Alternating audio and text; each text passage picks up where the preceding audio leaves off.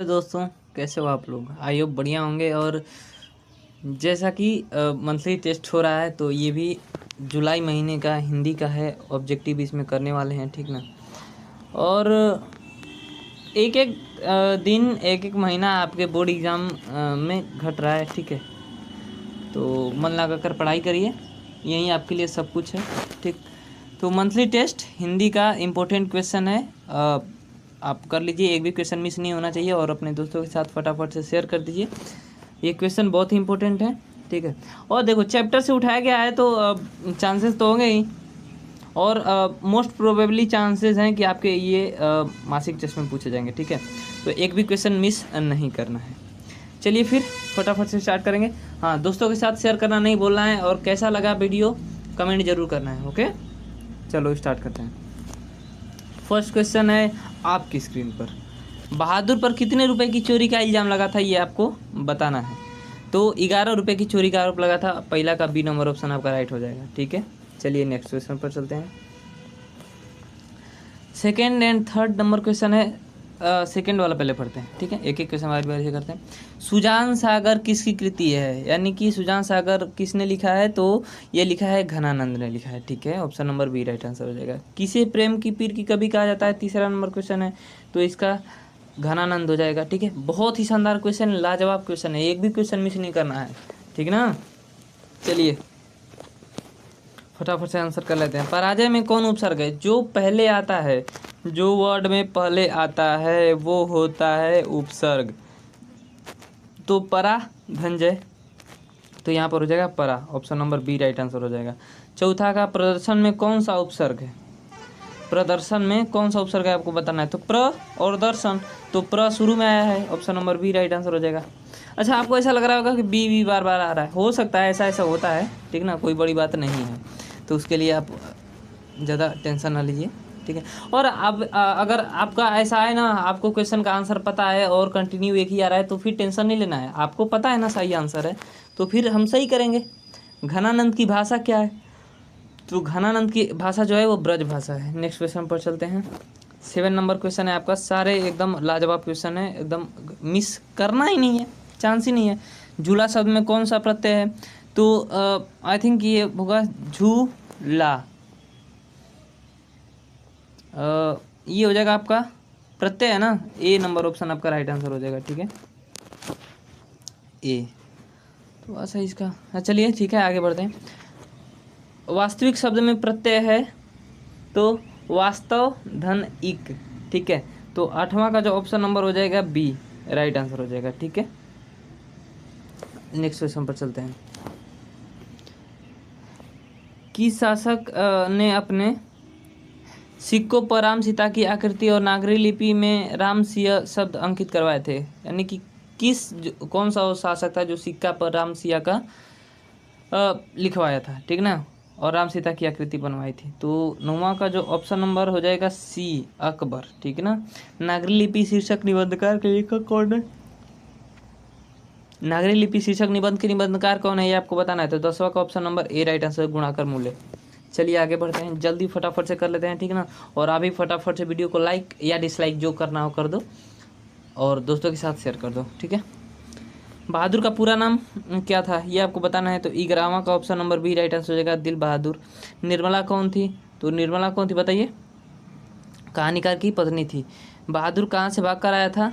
बहादुर कहाँ से भाग कर आया था, ये आपको बताना है। तो ये हो जाएगा नेपाल से। 14 कहानीकार के लड़के का नाम क्या था? तो किशोर नाम था। कहानीकार के लड़के क्या नाम था? किशोर।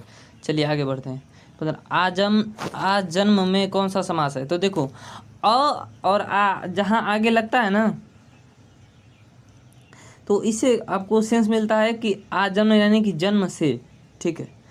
तो 15वां का अव्यय ये हो जाएगा अव्ययी भाव समास। 16 जन्म मरण में कौन सा समास है? ये द्वंद्व हो जाएगा। बीच में जहाँ ऐसा साइन आ जाता है ये, ठीक है ना, हाइफन वाला, तो वो क्या हो जाता है? द्वंद्व समास हो जाता है, ठीक है। 16 का option number A. Next question पर चलते हैं। सारे बढ़िया एकदम शानदार क्वेश्चन है, ठीक ना। संगम शब्द का संधि विच्छेद है सम धन गम, ये होता है। ए नहीं करना है, बिल्कुल नहीं करना है, सन भी नहीं करना है, और ये सधन मगम भी नहीं करना है। सम धन गम संगम, ठीक है। व्यायाम शब्द का संधि विच्छेद होगा तो बी धन आयाम, option number A right answer हो जाएगा। कर्मधारय समास है, ठीक है। कर्मधारय कौन सा समास है? चतुर्भुज है, ऋषिपुत्र है, चंद्रमुख है, वनमास है, ठीक है। तो 19वां का जो राइट आंसर हो जाएगा वो चंद्रमुख हो जाएगा। चंद्रमा के समान मुख हो जिसका, ठीक है। चलिए, घनानंद कवि हैं, तो घनानंद कब के कवि हैं बताना है आपको। तो ये रीति मुक्त कवि हैं, option number A right answer हो जाएगा, ठीक है। मोह आंसू नहीं लय बरसो कौन कहते हैं?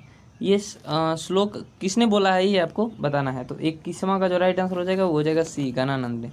घनानंद ने किस मार्ग को अत्यंत सीधा व सरल कहा है? प्रेम के मार्ग को, option number B right answer हो जाएगा, ठीक है। 23 नंबर क्वेश्चन क्या है? मीर मुंशी ने किस कवि का वध किया था? तो ये घनानंद का किया था, ठीक है। Option number B right answer हो जाएगा। वियोग में सच्चा प्रेमी जो वेदना सहता है उसके चित्त में जो विभिन्न तरंगे उठती हैं का चित्रण किया है। यानी कि एक सच्चे प्रेमी जो प्रेम करता है उसके चित्त में जो विभिन्न तरंगे उठती हैं, उसके अंतर भावना में जो बातें बनती हैं, ठीक ना, उनका चित्रण किसने किया है ये आपको बताना है। तो 24वां का ऑप्शन नंबर हो जाएगा ए, ठीक ना। आपके दिल दिमाग गुर्दे फेफड़े में क्या बात चल रही है ये जो किसने बताया? घनानंद ने बताया, ठीक है। चैप्टर के अनुसार आपका कौन पकड़ने वाला है ऐसे, आप तो इतने साथी रहे हो ही। नागरी लिपि के आरंभिक लेख हमें कहाँ से मिलते हैं? 25वां का option number C right answer हो जाएगा, दक्षिण भारत से। बेतमा दानपत्र किस समय का है? 26 नंबर क्वेश्चन का राइट आंसर हो जाएगा डी, 1023। उत्तर भारत से नागरी लिपि के लेख कब से मिलने लगते हैं? 27 नंबर क्वेश्चन का आपका राइट आंसर जो हो जाएगा वो ये 8वीं सदी से मिलने लगते हैं। निबंध के लेखक कौन हैं? तो ये हैं गुणाकर मूल्य। तमिल मलयालम तेलुगु कन्नड़ भाषाएं हैं, ये आपको बतानी है, ठीक है। तो इसका ऑप्शन नंबर दक्षिण भारत की भाषा है। दक्षिण भारत में जो नीचे राज्य हैं, ठीक ना, तमिलनाडु, केरल, ये सब। रामायण की रचना किस भाषा में है? रामायण की रचना किस भाषा में की गई? ये किसी से मिस नहीं होना चाहिए, संस्कृत भाषा में हुई है, ठीक ना। ये हमारी संस्कृति है, इसको भूलना नहीं है। उससे भी याद रख सकते हैं, संस्कृति, संस्कृत। नागरी लिपि शीर्षक पाठ साहित्य की कौन सी विधा है? नागरी लिपि कौन सी विधा आपको बताना है? निबंध है, साक्षात्कार है, भाषण है, कहानी है, क्या है आपको बताना है? फटाफट से बता दीजिए ज़रा।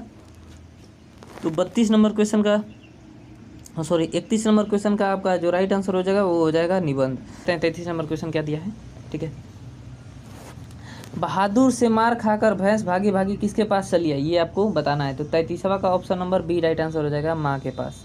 बहादुर का बाप कहाँ मारा गया था ये आपको बताना है। तो युद्ध में मारा गया था बहादुर का बाप। अमरकांत लिखित कहानी का नाम है, तो क्या नाम है बता दो जरा।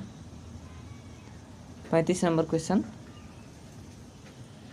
का राइट आंसर क्या हो जाएगा बता दो। तो ये हो जाएगा डी, ठीक है। जिंदगी और जो किस लेख की रचना है? जिंदगी और जो किस लेखक की रचना है, यहाँ पर क रहेगा, ठीक है। किस लेखक की रचना है? तो 36 नंबर ऑप्शन क्वेश्चन का राइट आंसर हो जाएगा डी, अमरकांत।